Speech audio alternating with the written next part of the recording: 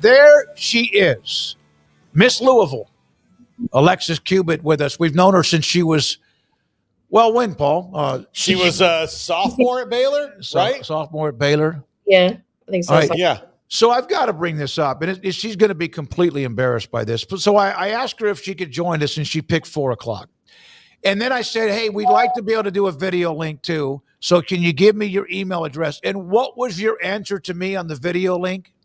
I was like, do I have to be on camera? Today was a rough day. Hey, Alexis, there are no rough days. Hey, you look comfortable. Light up the screen. Look at that smile. And here's the thing. Every time that we get to see you, we hearken back to the days of yesteryear. Yep. When Smokey almost killed us all in a car. I didn't even get close to killing us in the car.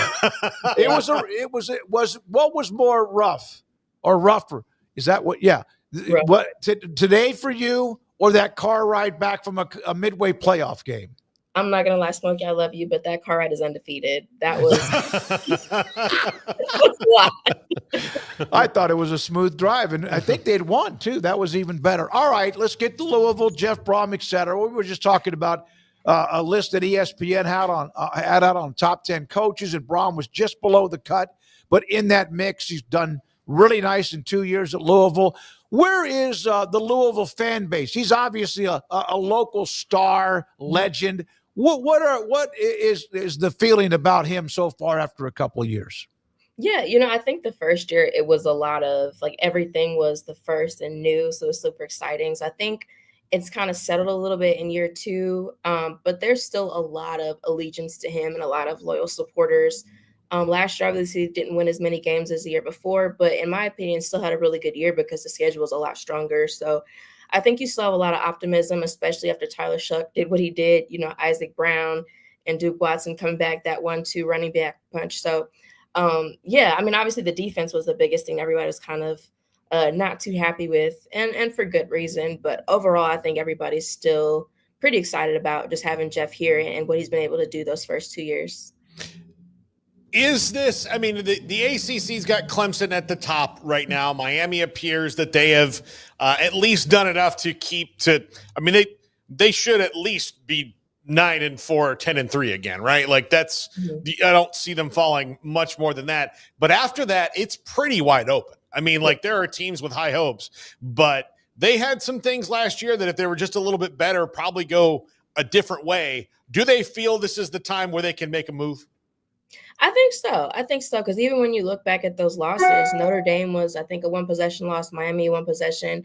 Like all of their losses were, well, not all of them, but most of them, in my opinion, were winnable. Stanford was a very weird, like Jeff Brohm has those like really weird, like where did this come from losses, and Stanford was one of those. But for the most part, even like SMU, losing at home, they're right in that game. So I think this is a really good opportunity for them to really take that next step. Like I said, you kind of expect the offense to do well. You just aren't really sure about the defense just because of how much they lost. But you just kind of hope that maybe now is that time for them to really, move up, because all eyes are on them at this point. And so I think now is the best time as any to strike. So, Alexis, with that offense, what have been the early returns, just kind of the scuttlebutt about Miller Moss and how they feel about him, what he can do, et cetera? Yeah, I think the biggest thing with Miller is having the right, group around him. He looked pretty good. He's a little smaller, I'm not going to lie, than I remember from the Holiday Bowl. But then again, he threw 6 touchdowns against Louisville, so I was just kind of watching the ball. But as far as just him, yeah, a little smaller than maybe like Tyler or even Jack that first year. But I think the biggest thing is just to have playmakers around him, which they do. And getting Dakari Collins from the portal after the spring was huge. But I think, when you look at, like I mentioned, Jack and Tyler, they had their best seasons, their final season with Brohm. So I think he does a really good job of getting these guys who maybe aren't the biggest names, but just being that quarterback whisperer. So I don't know. I think it would be unfair to expect Miller to be Tyler, but I would still expect him to have, another 2,000, 3,000 yard passing season this year. Tyler Shuck had success, but it was always kind of hit and miss. And of course, we know about at times having the bumps and bruises. Mm-hmm. To get drafted when he did, to me, Jeff Brohm has that quarterback whisperer reputation, but I would think that one there is a gold star for him, that he helped that guy who was just kind of wandering become an NFL draft pick on day 2.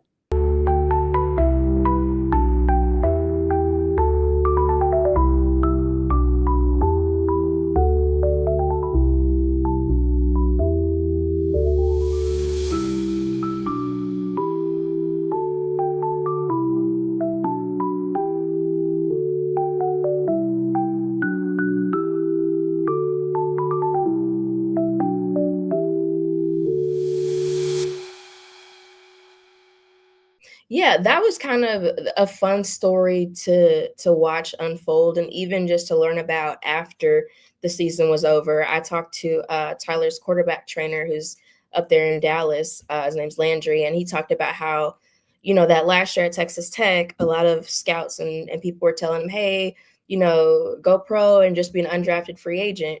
And that wasn't obviously good enough for them. And so they wanted that 1 year to prove, that he can stay healthy, that he is, because he was obviously one of the top quarterbacks as a high school prospect, and so just to kind of basically prove that to himself, he found a really, really good situation.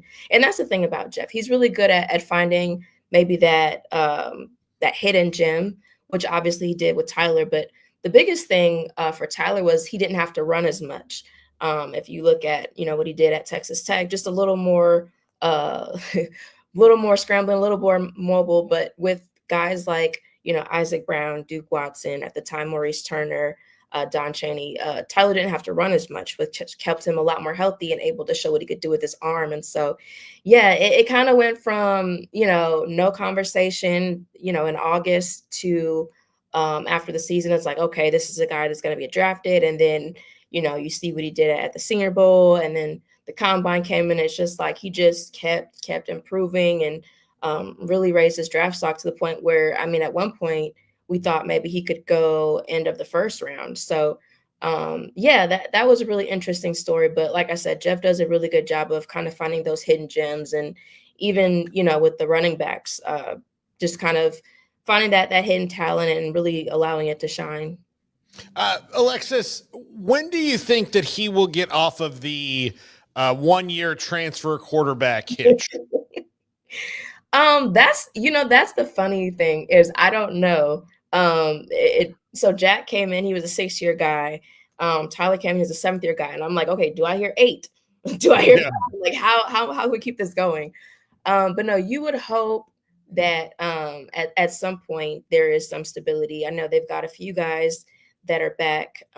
Obviously lost Pierce Clarkson, who was one of their, prize guys that they retained when the coaching change happened. But you guys are familiar with Deuce Adams there in Central Texas.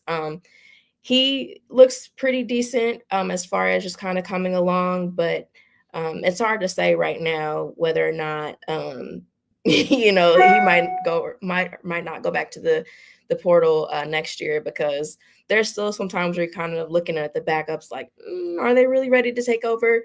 And just with the way that, the years have gone, they really haven't needed backups. So they've been in games where they needed their starters the whole time. So I don't know. I guess it just depends on, how quickly some of these guys on staff or on the roster mature, what they kind of see from them this year. But I would probably put my money on another portal quarterback next year. I'm not going to lie. Alexis, I know this is a more big picture question, but did you come across much discussion or much, reaction to the ACC and ultimately deciding kind of what their future looks like, and a bit of a tilted table towards the Blue Bloods? So that doesn't favor Louisville at all, but was there much talk about that in the area? And if so, kind of what was that talk? Not a whole lot of talk. I think the main thing for Louisville right now is just to continue building their brand. I don't think they're at the point where they, like you mentioned, the Blue Bloods, they can kind of stand on their own from a football perspective. Obviously, basketball is a little different now. They're putting a lot of money into their men's basketball team and just kind of getting that going, especially with how they did this past season and having a lot more success than they've had the past few seasons in the last coaching staff. But yeah, I think right now they're just still kind of trying to build that brand, at least for football. But if it was men's basketball, I feel like they could probably hold their own. But they're definitely putting a lot into men's basketball to just kind of try to compete with some of those bigger programs. We had David Teal on yesterday, and I asked him about who would be the upper tier.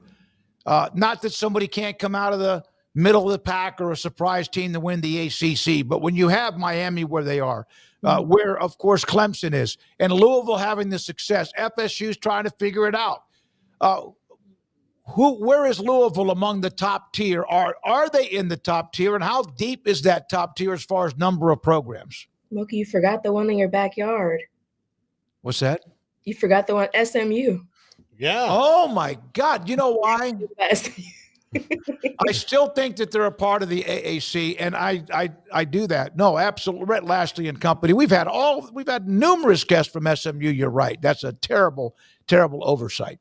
No, it's you know what? I respect it because you're going with what makes sense geographically instead of the craziness that is. Yeah. No, I would say Louisville is right up there. I mean, if you look at the past 2 years, Jeff's first year, they beat Miami for the first time on the road. Last year, they beat Clemson for the first time ever.